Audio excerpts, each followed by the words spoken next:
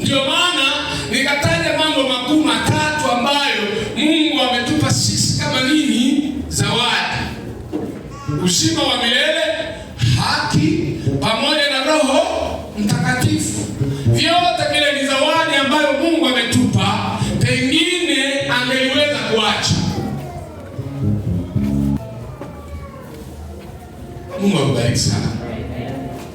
Sema tena amen. Naomba vyombo viongee na waimbishaji wakae karibu.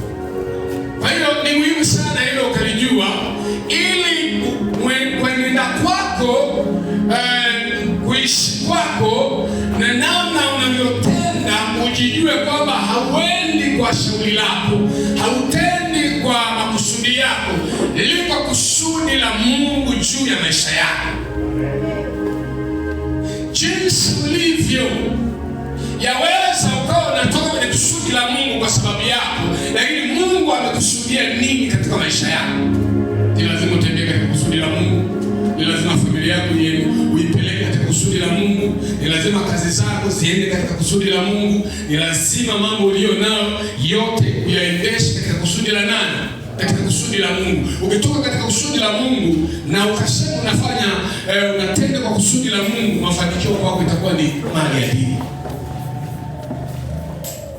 Unanipata vizuri? Ni lazima ukisema niko upande wa Mungu, ujichanganue, ujitofautishe. Nilisema wiki chache zilizopita kwa habari ya Ibrahimu. Aliambiwa toka katika nchi na jamaa na ndugu zako, wende nitakako kuonyesha.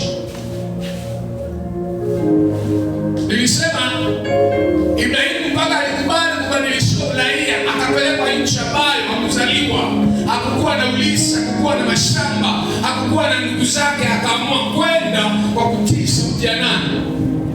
Sauti ya Mungu. Lakini alipoenda ndiko alipoenda kupata baraka.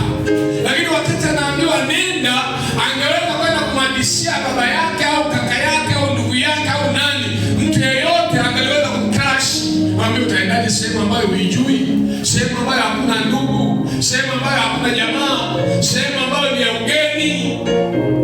Lakini Ibrahimu akasema hapana, lazima niitii sauti ya nani? Sauti ya Mungu. Na Mungu akamwambia huko unakoenda kukubariki nitafanyaje? Nitakubariki na kukuzidisha, nitakuzidisha na mataifa watabarikiwa kwa sababu ya nani?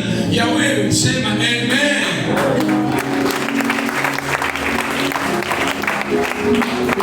Ujue kuna wakati mwingine wanatembea na baraka za watu wewe. Uliye na Mungu.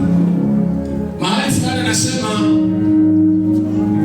watu wa kabila 7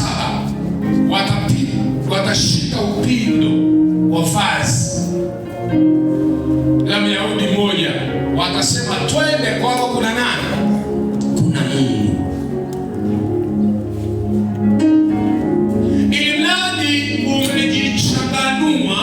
Na kujionyesha na kujitofautisha na jamii nyingine, ukaelewa mimi nimechaguliwa, mimi niko upande wa Mungu, nitapambana, Mungu wa mbinguni anibariki na Mungu atakubariki.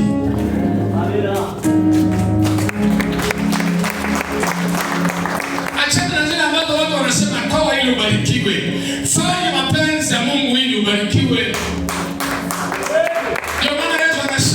Mathayo 7:21 anasema kwa nini mnaniita Bwana Bwana lakini hamyatendi nisemayo? Lakini ukiendelea anasema si kila mtu anayeniita Bwana Bwana ataingia katika ufalme wa Baba yangu aliye mbinguni, bali ni wale